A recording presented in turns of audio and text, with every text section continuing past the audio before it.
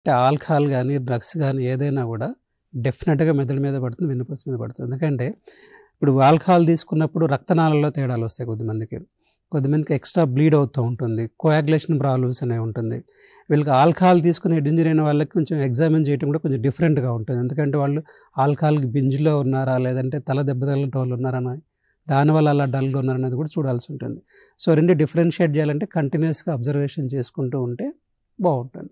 రెగ్యులర్‌గా తాగే వాళ్ళకి డెఫినిట్‌గా ఎఫెక్ట్ ఎక్కువ ఉంటుంది. వాళ్ళు ఒకళ్ళకి లిమిటెడ్ క్వాంటిటీ తీసుకున్నా కూడా, లేదంటే రెగ్యులర్‌గా ఎక్కువ తీసుకునే వాళ్ళకంటే కూడా ఎక్కువ తీసుకునే వాళ్ళకి ఎక్కువ ఇబ్బంది ఉంటుంది. లిమిటెడ్ క్వాంటిటీ తీసుకున్నా కూడా సో, దేర్ ఈజ్ డెఫినిట్‌గా ప్రాబ్లమ్ అనేది ఉంటుంది.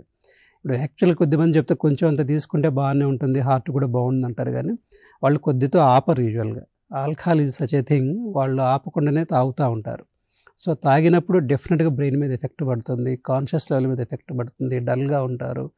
సో, దాన్ని మనం చాలా సీరియస్‌గా తీసుకోవాల్సిన అవసరమే.